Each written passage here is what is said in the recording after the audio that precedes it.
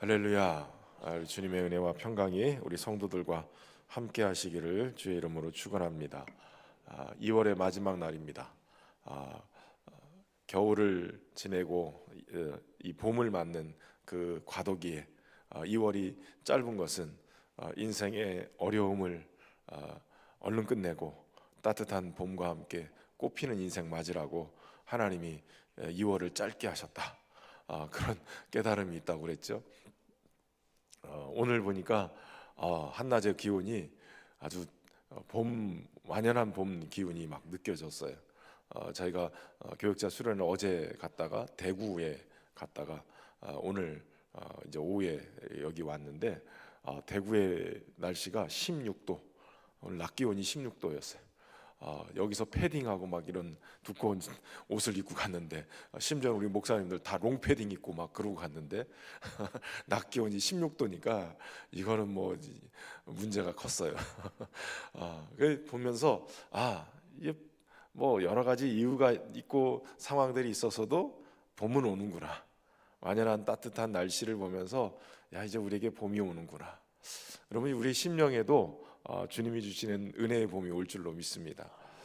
이번 3월달 주제가 부흥인데 3월의 주제를 정하면서 하나님 주셨던 마음이 꽃피는 봄과 함께 우리의 심령의 부흥이 일어났으면 좋겠다. 우리의 교회의 부흥이 일어나고 우리 사회 속에 부흥이 일어났으면 좋겠다. 그런 마음을 주셔서 3월을 부흥의 달로 정했습니다. 2월을 지내면서 우리의 심령이 주님의 봄 기운으로 확 다시 얼어붙었던 이 심령이 다 녹아서 봄 기운이 물씬 나고 봄과 함께 여기저기서 우리의 심령에 막 신앙의 꽃이 막 피어오른다면 그것만큼 행복한 날이 없을 것 같습니다. 여러분 안에 주님이 주시는 부흥의 바람이 불고 은혜의 바람이 불어서 정말 우리의 영혼이 막 활짝 물이 오르는 그런 역사가 있기를 주의 이름으로 축원합니다. 박해를 피해서 흩어진 초대교인들이 두루 다니면서 복음을 전하기 시작했어요. 여러분, 그들의 존재 이유가 뭔지를 그들은 성령이 임하시면서 알게 되어졌어요. 그것은 다른 것이 아니라 위로부터 능력으로 임해서 성령이 그 능력을 권능으로 주셔서 땅끝까지 이르러 내 증인이 되리라, 주님의 부활의 증인되게 하기 위해라는 것을 알았어요. 오순절 마가다라 학광에 성령이 각 사람 위에 불의 혀같이 강력하게 임하는 것을 경험하면서 그들의 언어가 바뀌기 시작했어요. 그들의 언어가 바뀌었는데 오순절에 각 나라에서 몰려온 이 예루살렘에 들어온 각 나라의 말을 쓰는 사람들이 갑자기 성령에 취해서 나와서 막 복음을 전하는 사람들이 이 말이 자기들 나라의 말로 들렸어요. 그러니까 그들이 이 놀라운 하나님의 이 비밀을 자기들의 말로 듣는 역사가 일어나게 되죠. 다시 말하면 초대교회 이 은혜 받은 성령 충만했던 이 부흥의 세대들은 언어가 바뀌었어요. 언어가 바뀌어서 그동안에는 원망하고 불평하고 의심하고 이랬던 말이 아니라 이제는 믿음의 말, 하나님의 성령을 통해서 깨달아진 은혜의 말을 전하기 시작하는 거예요. 자신들을 향한 어떤 주목하는 그러한 말이 아니라 오직 예수 그리스도를 증거하는 말이 그들의 입속에 장착이 되는 거예요. 저는 우리 금요 성령 집회뿐만 아니라 우리 사랑방 모임이나 우리 교회 올해 막 부흥의 역사가 막 일어나면서 우리의 말에서 주님이 하셨다. 이번 주 설교인데 주님이 하셨다. 주님이 내 인생을 여기까지 인도하시고 주님이 나에게 이런 은혜를 주시고 주님이 우리의 사랑방에서 이런 은혜를 경험하게 하셨다.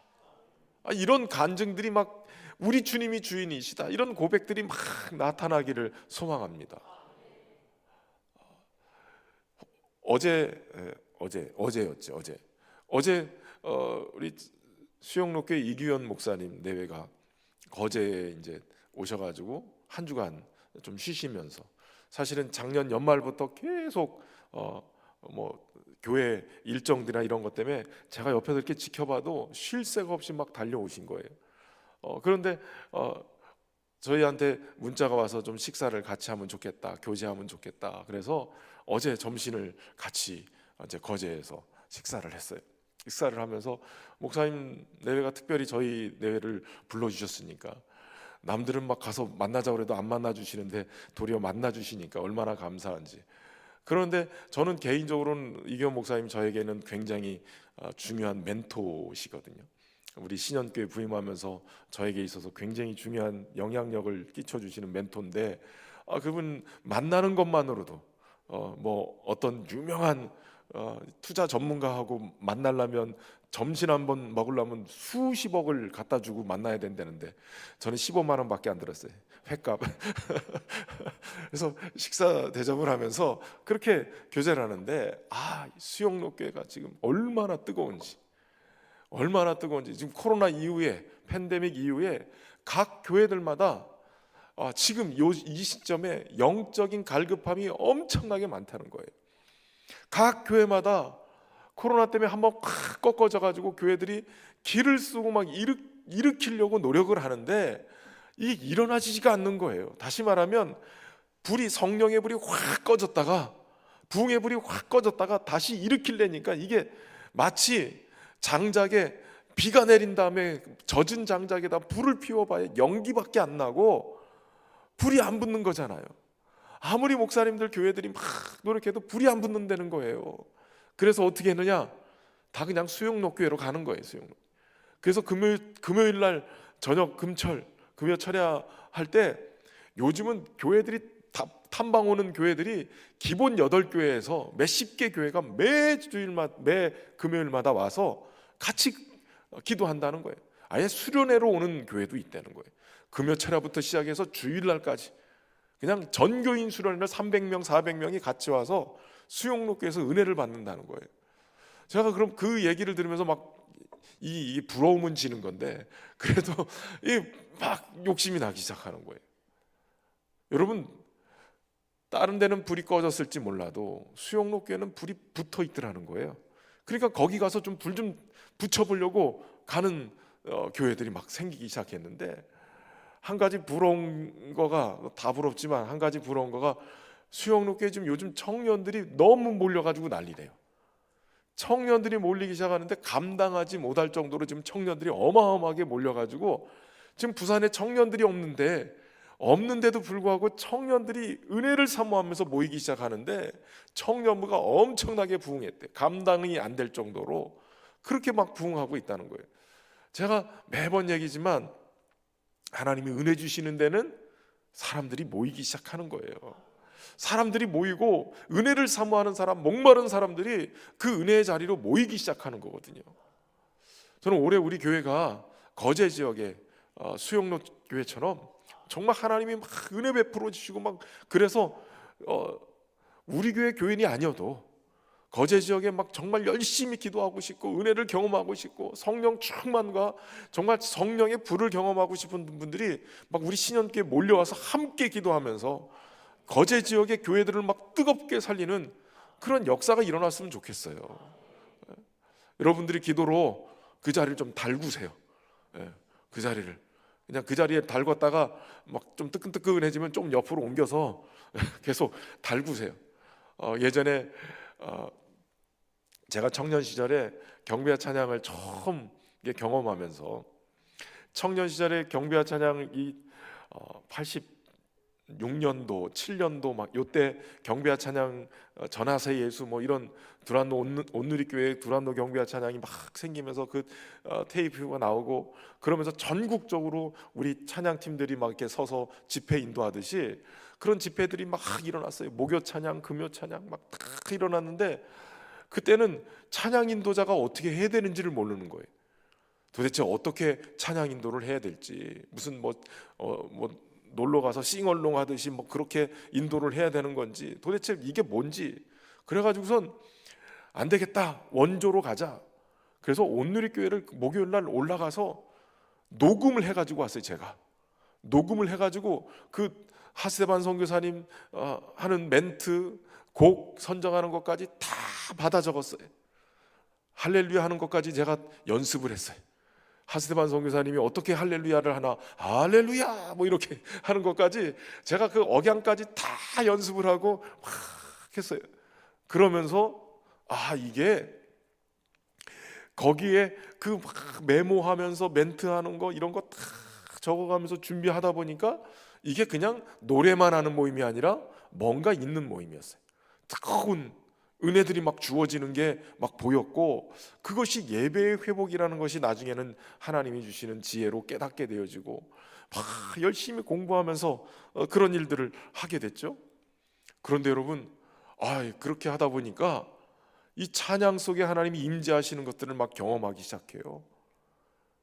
청년들이 모여가지고 두세 사람이 모여서 예수 사랑해요 목마른 사슴 시냇 물, 그냥 기타 치면서 그걸 1시간씩 부르다 보면 찬양하다가 눈물을 펑펑펑펑 쏟아요. 그냥 기도의 문이 왕 열려서 그냥 두세 사람이 모여서 기도하는데 은혜가 얼마나 넘치는지, 무너졌던 청년부가 막 모이기 시작하는데요, 예배가 회복되기 시작하고 청년들이 모여서 찬양만 하는데도 은혜가 되는 거예요. 그냥 모여서 하나님 앞에 예배하는데도 은혜가 되는 거예요. 어떤 특별한 프로그램 하지 않아요. 그냥 1시간 반, 2시간, 막 3시간이고 찬양하고 은혜되고, 그러면 막 기도하다가 막 통성으로 통곡하다가 그러다 또 찬양하고 계속 그 모임을 하는데, 그냥 그 모임 자체가 그냥 부흥회였어요. 부흥회. 그런 부흥을 경험하게 되는데, 그 부흥을 경험하면서 깨닫는 게 있었어요. 은혜가 있는 곳에는 목마른 성도들이, 은혜를 사모하는 성도들이 모이게 된다는 거예요. 그렇게 모이는 곳이 저는 우리 신현교회가 됐으면 좋겠다는 거예요. 주님의 부흥이 막 일어날 때 그렇게 사모하는 사람들이 다른 어떤 곳보다도 우리 성도들이 그 사모함의 가장 중심에 모일 수 있기를, 우리 금요 성령 집회가 그런 모임이 되기를 저는 소망합니다. 복음을 전하면서 그들은 성령의 충만함을 받고 복음의 비밀을 깨달은 거죠. 예수 그리스도가 바로 선지자들 통해서, 예언자들 통해서 그동안 계속 하나님이 주셨던 이 말씀이 이거였고, 우리 주님이 승천하시면서 하늘로부터 능력으로 입혀질 것에 대한 얘기를 하셨는데 바로 이것이었구나. 성령님을 다 경험하고 나니까 해석이 되기 시작하는 거예요. 여러분, 말씀은 성령이 오셔서 우리 안에 깨닫게 되어질 때, 깨닫게 하실 때 이게 해석이 되어지는데, 해석도 예수 그리스도가 증거가 돼야 바른 해석인 거예요. 예수 그리스도를 떠나서 해석이 되어지면 그건 2단 3단 사탄이 돼버려요. 그런데 그들이 깨닫는 거예요. 하나님의 큰일 행하심, 그것은 바로 예수 그리스도를 보내셔서 우리의 죄를 다 사하시고 무덤에서 장사된 지 3일 만에 부활하심으로 우리의 끝이 죽음이 아니라 예수님과 함께 하나님의 생명을 받은 우리가 주님과 함께 하늘 보좌 우편에서 영원히 왕노릇하는 이 놀라운 복음의 역사가 있다는 것을 깨닫게 하시는 거예요. 그러니까 박해가 일어나도 그들은 하나님의 이 복음 증거하는 일을 멈추지 않았어요. 자칫 잘못하면 조금만 문제가 생기면 주저앉고 문제가 생겼는데, 도리어 그들은 박해를 받으면 받을수록 주님이 말씀하신 대로 너희가 이 땅에서 환난이나 고난을 당하면 기뻐하고 즐거워하라. 내 이름으로 능력받는 것 기뻐하고 즐거워하라. 하늘에서 너희의 상이 큼이라. 하늘에서 너희 상이 큼이라. 이 말씀을 막 깨닫고 가서 복음 전하는 일을 멈추지 않았다는 거예요. 그들은 그리스도인, 내가 기독교인이 된 거는 복음 전하라고, 부활의 증인 되라고 나에게 이 사명을 주셨구나, 이걸 깨닫게 된 거예요. 삶의 목적 자체가 바로 주님이 우리에게 주신 선교, 이 위임, 선교적 교회, 이거는 그냥 이렇게 뭐하는 척하는 그런 게 아니에요. 그냥 우리 본질 자체가, 그리스도인 자체가 선교, 전도와 선교에 그냥 체질화되어 있는 그런 거라는 거예요. 박해를 경험할 때 이것은 심판이 아니라 도리어 사명으로 우리를 이끌어 가신다는 사실을 알고 그곳으로 가게 되는 거예요. 그러니까 여러분, 문제가 생기면 해석을 잘 하셔야 돼. 신앙생활은 해석이에요. 내 삶에 문제가 생길 때 이 문제가 나를 자꾸 넘어뜨리고 무너뜨리게 만드는 그런 악한 마귀의 음성에 자꾸 귀 기울이면서 무너지지 말고, 도리어 그걸 통해서 성령께서 어떻게 나를 사명의 자리로 이끌어가는지 동력을 삼으라는 거예요. 이 일에 있어서 대표적인 사람이 빌립 집사였다는 거죠. 빌립 집사는 그 복음이 예루살렘을 넘지 못하고 자기들끼리 엄청 부흥하고 막 이러고 있을 때 이 핍박을 통해서 흩어지고 그 중에 대표적인 인물이 빌립이 어디로 가요? 사마리아로 가는 거예요. 유대인들의 세계관에서 도저히 사마리아로 들어갈 수 없는 그러한 자리에 이 빌립 집사가 사마리아로 들어가서 복음을 전하기 시작하는 겁니다. 이 7명의 집사들을 세웠을 때 대부분 헬라파 유대인들의 이 과부들이 그 섬기는 일에 구제하는 일에 빠지는 것 때문에 원망하고 불평이 일어날 때 초대교회는 헬라파 유대인들을 중심으로 한 7집사를 세웠어요. 그리고 그들을 통해서 이 헬라파 유대인들의 공동체들 이들을 잘 케어할 수 있도록 돌보는 거예요. 그런데 그전에는 사도들을 중심으로, 사도들이란 예수님의 직제자들을 얘기해요. 예수님의 12제자 한 사람 빼고 나중에 한 사람을 넣었죠. 그래서 12제자를 주로 사도라고 그래요. 그런데 12제자들 이 사도를 중심으로 해서 기적과 표적이 일어나고 놀라운 능력 행함이 일어났었는데, 그런데 이 7집사들 그들도 사도들 못지않게, 그러니까 목회자들에게만 주어졌던 권위와 능력이 있었다면 이제는 평신도 사역자들에게도 권위와 능력이 주어지고 그 복음이 증거되어지는 곳에 기적이 일어나고 귀신이 떠나가고 병고침이 일어나고 그런 역사들이 막 일어나더라는 거예요. 초대교회 특별히 이 7집사 중에 스데반이 이방 선교를 위한 최초의 순교자가 됐다면 이 빌립 집사는 이방 선교를 최초로 선교사가 돼서 바로 이 사마리아, 사실은 이방 나라기보다는 가까운 곳인데도 불구하고 그들은 이방인보다 더 못한 나라로 이 사마리아를 생각하고 있었기 때문에 유대인 남자들은 아무도 그곳에 갈 생각을 못했을 때 빌립이 그곳을 찾아가는 거예요. 어떻게 보면 때로는 너무 경직돼서 오랫동안 믿음 생활한 사람들보다 초신자들이 더 전도를 잘해요. 사실 우리 장로님들이나 우리 항존직들, 우리 저 같은 목회자들은 신앙생활을 오래 하다 보니까 세상 친구들 다 떨어져요. 교회만 맨날 다니고, 한 번은 동창회 한다고 초등학교 동창한테 연락이 왔어요. 야, 동창회 오랜만에 막 동창들 연결이 됐는데 그런데 선생님을, 초등학교 6학년 선생님을 좀 모시고 그러고선 동창회를 하겠다는 거예요. 그게 언제 하려고 그러느냐 그랬더니 토요일 날 저녁에 한대. 근데 어디서 하냐 그랬더니 호프집에서 한대. 목회자가 토요일 날 저녁에 호프집에서 하는 이 동창회를 가야 되나 말아야 되나 고민하다 결국 안 갔어요. 그러니까 결국은 동창들하고 연락도 다 끊기는 거예요. 그럴 수밖에 없어요. 세상 친구들은 다 끊어져요. 근데 초신자들은 아직 안 끊었잖아요. 아직도 양쪽에 이렇게 걸치고 있잖아요. 그런데 은혜를 받으면 어떻게 돼요? 초신자들은 그 안 끊어진 친구들을 자꾸 전도하려고 그래요. 전도하고 싶은 생각들이 막 일어나요. 이미 끊어진 사람은 어디 가서 전도지 하나 내밀려고 해도 쉽지 않아요. 그런데 이 빌립 집사 같은 경우나 이런 초대교회 7집사 같은 경우에는 헬라파 유대인들, 어떻게 보면 이 정통 히브리파 유대인들보다는 생각이 좀 더 열려 있는 거예요. 그러니까 가지 못하는 그 땅 사마리아, 도리어 그 사마리아를 주님이 말씀하셨잖아요. 예루살렘과 온 유대와 사마리아. 그러니까 사마리아도 가야 되는 땅인 거예요. 그러니까 빌립이 그곳을 가게 된 거죠. 그저 구제하는 일에 쓰임받기 위한 봉사자로 세워진 게 아니라 빌립도, 이 7집사도 똑같이 복음 전하는 자로 세워진 거예요. 그리스도인들은 예수 그리스도를 증거하는 전도자라는 것이죠. 그래서 자연스럽게 그렇게 흘러가게끔 사마리아에 대한 악감정이나 여러 가지 감정들을 다 끄집어내고 도리어 더 편하게 사마리아로 가서 복음을 전하게 되는 거예요. 그렇게 복음을 전할 때 여러분 어떻습니까? 그렇게 꺼리끼는 그 땅을 그들은 너무나도 편하게 쉽게 가서 전했는데 그곳에 기적이 일어나는 거예요. 그곳에 복음을 전하니까 복음을 받아들이기 시작하는 거예요. 도리어 우리가 너무 겁먹고 주저주저해서 복음이 안전해지는 거지, 실제로 하나님이 예비한 영혼들을 내가 한마디만 던지면 얼마든지 교회에 오고 싶은 생각을 가지고 있는 거예요. 그러니까 안지나 서나 던지는 거예요. 예수님 믿으라고, 신년교회 한번 오시라고 계속 던지자면, 성령님께서 이미 택한 사람들은 우리가 가서 툭툭 던지면 그 사람들이 어느 날 하나님이 군불 떼듯이 다 떼놓으시고 그러고선 오게 하는 거예요.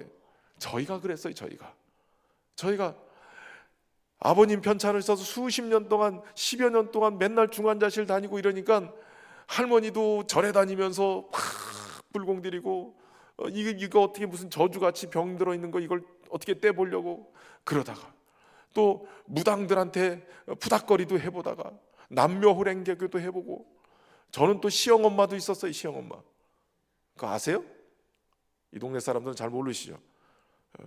그런 게 있어요. 사주가 뭐 해가지고 뭐가 이렇게 껴가지고, 그래서 시형엄마라고 무당을 시형엄마로 만들어 놔야, 그래야 부모님이 뭐 제대로 살고 저도 제명에 산다고. 그래서 어렸을 때 시형엄마가 있었다니까요.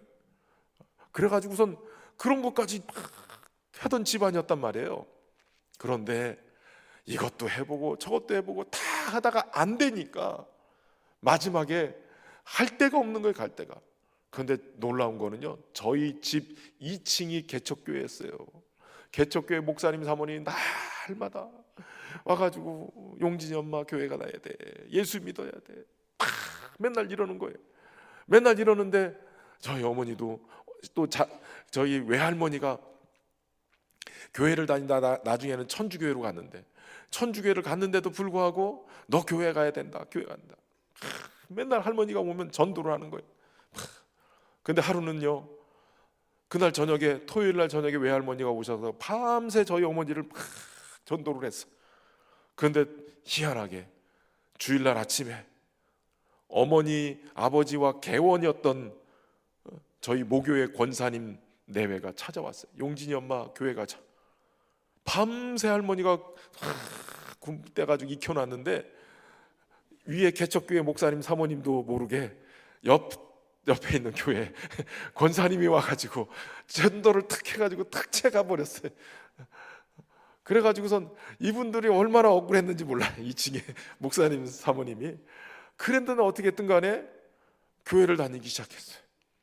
그때부터 교회 다니기 시작하고 저도 그 주간에 교회를 가기 시작. 중고등부 다 나가서. 그러니까 여러분, 한 사람이든 두 사람이든 하나님 나라의 복음은 누구든지 계속 전하기만 하면, 이게 계속 찔러대면, 그런 거 있잖아요. 고구마 전도법 이렇게 다 계속 익었나 안 익었나 한 번씩 찔러보면, 그럼 안 익었으면 쑥 안 들어가잖아요. 딱딱하면.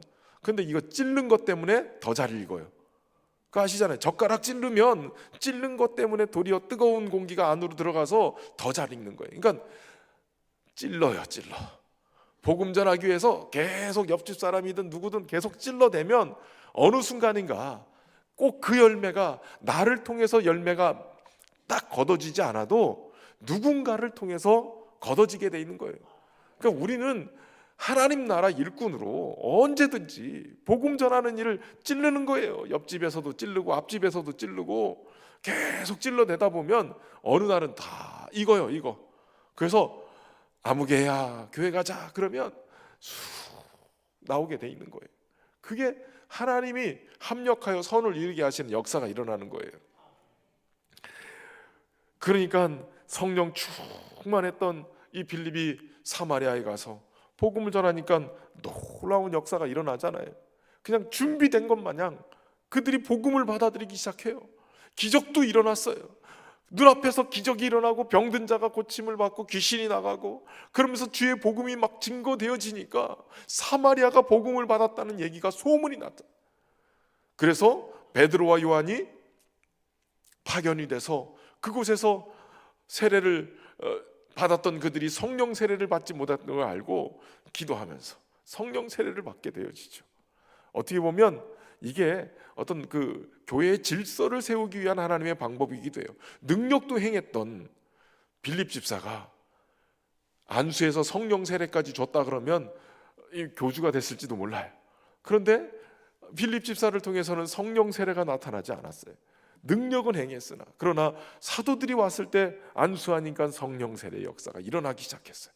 어떤 교회의 질서를 하나님이 세우는 어떤 그런 방법이기도 해요. 그런데 그 과정 속에 마술사 시몬이 회개하고 그도 세례를 받았으나, 그러나 여전히 그 능력이 돈으로 살 수 있는 건 줄 알고, 돈으로 살 수 있는 거죠. 여러분, 신앙생활을 자꾸 이기적인 어떤 가치를 막 자판기 신앙 가지고, 내가 하나님 앞에 이런 봉사했으니까, 내가 하나님 앞에 이런 헌금을 했으니까, 하나님 앞에 내가 이렇게 정성을 들였으니까 하나님 나에게 이런 복을 주셔야 돼, 이렇게 생각하는 기복주의 신앙은 이건 잘못된 신앙이에요. 하나님 나에게 베풀으신 은혜에 감사해서 헌금도 하는 거고, 봉사도 하는 거고, 전도도 하는 거죠. 복을 받기 위해서 하는 게 아니에요. 이미 예수 그리스도 안에서 하나님은 모든 걸 담아서 우리에게 복을 주셨어요. 이미 주신 거예요. 이미 통장에다가 몇백억씩 넣어가지고 주셨단 말이에요. 그거 꺼내 쓰기만 하면 되는 거예요. 그런데 하나님이 꼭 필요할 때는 그거 주시기도 하고 그래요. 가끔 가다가 제가 신학교 때 하나님 앞에 기도하니까 막 장학금도 주시고 뭐도 주시고 이랬다 그래가지고선 좀 이렇게 오해하시는 분들이 있어요. 기도만 하면 막 갑자기 다 떨어지는 줄 알고 막. 그래서 설교는 한 번만 들으면 안 돼요. 설교는 수십 편을 좀 들어봐야 돼. 목사가 한 번 그 자리에서 그거 내용을 딱 얘기했다고 해서 그거 하나 가지고선 판단하시면 안 돼요. 저도 신학교 다닐 때 물론 하나님이 전화를 통해서 필요한 물질도 공급해 주시기도 하고 그랬지만, 대학원 공부할 때는 학자금 대출 받아서 그거 10년 갚았어요. 10년. 그럴 때도 있는 거예요. 그러나 그렇다고 학자금 대출 받아서 10년 갚았다고 해서 하나님이 내 인생을 인도하지 않으셨냐? 안 그래요. 그것도 하나님의 인도의 방법이었어요. 하나님의 이끌으심. 어느 순간에는 기꺼이 하나님, 제가 이 부분에서 공부하는데 이거 얼마든지 제가 하나님 앞에, 하나님이 안 주셔도 내 능력으로 할 수 있으니까 이것도 하나님 대출 받는 것만 해도 어디에 10년 갚을 수 있게 해주셔서 감사합니다. 그리고 공부할 수 있었던 것도 감사한 일이죠. 그러니까 어떤 때는 하나님이 이 방법으로도 하지만, 어떤 때는 정직하게 노력해서 그 물질을 또 하나님 주시는 대로 또 섬기기도 하고 그렇게 해야 되는 거예요. 그냥 일확천금 꿈꾸듯이 막 주식 투자해가지고 막, 요즘 군인들이 막 그냥 주식 투자를 한대요. 월급이 많아지니까. 그러다 나올 때 빈털터리로 나오고 막 주식 때문에 다 날아가고, 전문적으로 훈련되지 않은 상태에서 그냥 일확천금 노리고 막 이러면은 지금 큰일이에요. 큰일. 우리 젊은이들은 어디 갔어? 군대 가서 주식하지 마. 처음 하나님 안에서 건강하게 성실하게 열심히 일해서 그것 또한 하나님이 땀 흘려 수고로 얻은 그것도 하나님이 주시는 은혜인 거죠. 갑자기 뚝 떨어진 게 뭐 무슨 도깨비도 아니고, 하나님은 도깨비 아니세요. 그런데 이 마술사 시몬은 그런 하나님을 구했단 말이에요. 그런 하나님. 그 능력을 나에게 돈 줄 테니까 달라고. 그게 아니에요. 은사나 능력이나 모든 것은 하나님이 교회의 덕을 세우고 또 복음을 전하게 하기 위해서 주님이 필요하신 대로 성령이 주시는 거예요. 주님께서 우리에게 사모하는 마음을 갖고 구하게 하시고 주시는 거예요. 어떤 이 은사, 이 성령론 학자는 이미 아들과 함께 우리에게 모든 것을 주셨다라고 얘기하셨기 때문에 그 모든 것 안에는 은사도 다 들어있다는 거예요. 여러분, 은사도 이미 성경에 나와 있는 모든 은사가 우리 안에 다 예수님과 함께 들어있다는 거예요. 그렇기 때문에 꼭 필요한 대로 내가 복음 전할 때 이런 능력이 필요하면 주님이 그 능력도 허락해 주시고, 기적이 필요하면 기적도 허락해 주실 것이고, 언변의 은사가 필요하면 하나님이 또 언변의 은사를, 또 지혜와 지식의 계시의 말씀들이 필요하면 또 그때 주시고, 병 고침의 은사가 필요하면 때로는 복음 전하기 위해서 그것도 필요한 대로 주시기도 하고, 그렇지 못할 때도 분명히 있어요. 저는 목사가 되고 나서 탁 하나님 안수만 하면 그냥 병 고쳐지고 죽을 병에서 사는 그런 역사가 있으면 좋겠습니다. 저도 막 그렇게 하면 얼마나 신날까요? 근데 환자들 가서 신방하고 오면 다 돌아가세요. 겸손하라고. 네가 그거 한 사람이라도 죽은 자를 살려봐라. 내가 볼 땐 너 사이비게 되기 딱 좋다. 이렇게 하시는 거, 깨닫게 하시는 것 같아요. 능력도 주님이 필요하시면 주님이 하시는 거예요. 내가 하는 게 아니라 주님이 일하시고 주님이 하시는 거예요. 여러분, 우리 성령님, 우리 주님이 주인이세요. 우리는 쓰임받는 종일 뿐이에요. 주님이 일하시면 주님 인도하시는 대로 따라가야 되는 거예요. 바로 하나님의 인도하심을 받은 이 빌립, 하나님의 역사를 일궈내고 하나님의 영광을 드러내기 시작해요. 근데 여러분 보세요. 오늘 본문에 빌립이, 주의 사자가 빌립에게 말하여 이르되 일어나서 남쪽으로 향하여 예루살렘에서 가사로 내려가는 길까지 가라 하니 그 길은 광야더라. 여러분, 빌립이 사마리아에서 개척해가지고 교회가 엄청 부흥이 되고 기적을 경험하고 심지어는 사도들이 와서 힘을 실어줬잖아요. 그것도 성령 충만한 역사가 막 일어나고. 그럼 빌립이 사마리아에서 개척교회를 탁 했을 때 막 교회가 확 부흥이 되고 성도들이 기적을 경험하고 그랬으니 어떻게 보면 사마리아 교회 내가 담임 목사 하겠다고 그러고선 그냥 주저앉을 수도 있는 거 아니겠어요? 여기가 좋사오니. 그런데 성령이 빌립에게 어디로 가라는 거예요? 야, 예루살렘에서 가사로 내려가는 그 길로 가라. 근데 그 길이 뭐라고 그러냐면 광야라는 거예요. 광야. 멀쩡한 길이 아니라 광야길을 가라는 거예요. 광야길. 안주하지 않고 도리어 그곳에 광야길로 가서 가라고 할 때 도리어 이 빌립은 성령에 사로잡힌 그는 그대로 순종하여 일어나서 가는 거예요. 여러분, 성령 충만은 뭐냐? 성령 충만은 우리 안에서 주님이 말씀하실 때 순종하는 거예요. 여기가 좋사오니 때로는 불편할 수도 있어요. 아유, 익숙한데, 교회 생활 익숙한데, 무슨 사랑방 모임 그냥 안 되면 안 되는 대로 해도 돼, 이러고 익숙한 걸로 그냥 끝난. 그러나 성령의 역사는 때로는 우리를 불편한 곳으로 인도해요. 광야로 인도해요. 꽃피고 화려한 부흥의 자리가 아니라 때로는 광야의 자리로 우리를 인도할 때가 있어요. 그런데 그 광야는 성령의 인도함을 받고 가면 그곳에는 분명히 이유와 목적이 있어요. 하나님이 하실 놀라운 일들이 그 안에 있는 거예요. 우리는 가끔 가다가 하나님, 저 멀리 장차 10년, 20년 뒤의 일을 알려주십시오. 내가 뭐 하며 살아야 될까요? 이러면서 비전에 대한 고민들을 해요. 때로는 막 엄청난 것들을 보여달라고 얘기를 해요. 근데 그렇지 않아요. 성령님은 오늘 하루를 인도해 가시는 거예요. 그 말에 순종하고 따라가다 보면, 그러면 그 속에서 나의 오늘 하루가 주님으로 인하여서 순종하고 주의 뜻 안에 있으면 내일 하루를 주님이 인도해 가시는 거예요. 그리고 내일 하루도 순종하면 모레 하루를 또 주님이 이끌어 가시는 거예요. 그렇게 가다 보면 하나님이 일하신 것이 선명하게 드러나고 하나님이 인도하신 것이 선명하게 드러나게 되는 거예요. 오늘을 게을리 넘어가지 말고 오늘 나에게 주시는 그것을 충실히 잘 감당하고 오늘 받아야 될 은혜를 넉넉하게 받으면 하나님이 우리를 광야로 인도해 가셔도 내 눈에 보기에 척박하고 정말 길이 없는 것처럼 보이는 광야라 할지라도 그곳이 주님이 역사하는 자리가 될 줄로 믿습니다. 오늘 여러분의 심령이 광야 같은 심령이 있을 수도 있어요. 그러나 그 광야 같은 심령에 주님의 뜻이 있고 주님의 계획이 있어요. 그것을 발견하는 시간이 되기를 바랍니다.